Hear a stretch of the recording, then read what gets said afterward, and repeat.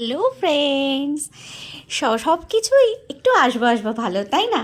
এই যে যেমন সরস্বতী পুজো আসবো আসবো করে সমস্ত কিছু আমরা কেনাকাটা করছিলাম, তোড়জোড় করছিলাম। এলো আর কি তাড়াতাড়ি 2 দিন চলে গেল, আর আজকে ভাসানের সময় চলে এলো। তো যাই হোক, ভাসানের সময় তো একটু দধিকর্মা করি আমরা। তো সেই দধিকর্মার পুজোই করছিলাম, ঠাকুরকে একটু আরতি করে নিচ্ছিলাম ধূপ ধুনো দিয়ে। এই মিলে একসাথে আজকে ঠাকুর ভাসানেও যাবো।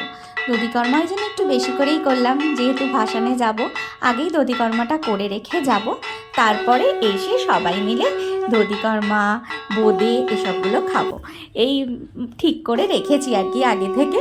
তো যাই হোক, পুজোও সেরে ছেলেকেও বললাম একটু ভালো করে প্রণাম করে নে।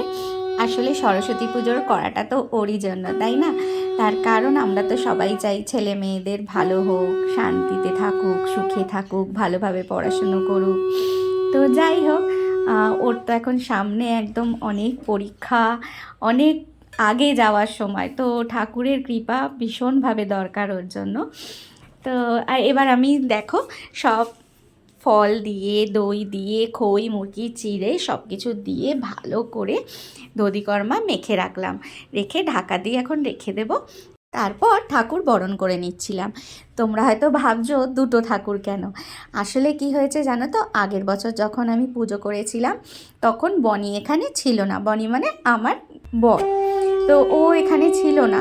সেই জন্য পুজো টুজো তো সমস্ত কিছুই করেছি আমি আর ছেলে মিলে, কিন্তু বিভিন্ন রকম বাধা আসায় ঠাকুর আর বিসর্জন দিতে যাওয়া হয়নি।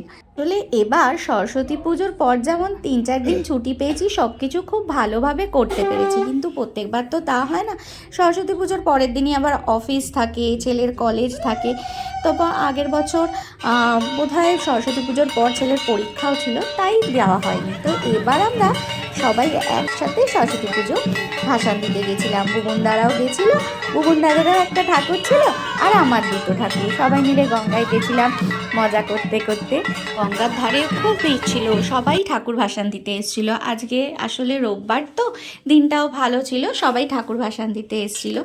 তো যাই হোক, এই যে আমরা আমাদের ঠাকুর ভাসান দিয়ে সবাই একটু দাঁড়িয়ে মজা করছিলাম, একটু নাচ গানা করছিলাম, ছবি তুলছিলাম, ভিডিও করছিলাম। তো খুব মজা করেছি আমরা। বুবনদা তো একদম ফুল মুডে ছিল, একদম দারুণ নাচছিল, দারুণ। তো এবছরের সরস্বতী পুজোটা তো দারুণ কাটলো। আশা করি আসছে বছরও সরস্বতী ঠাকুর খুব তাড়াতাড়ি চলে আসবে। এই ভিডিওটা এইটুকুই, সবাই খুব ভালো থাকবেন, আনন্দে থাকবেন, টাটা।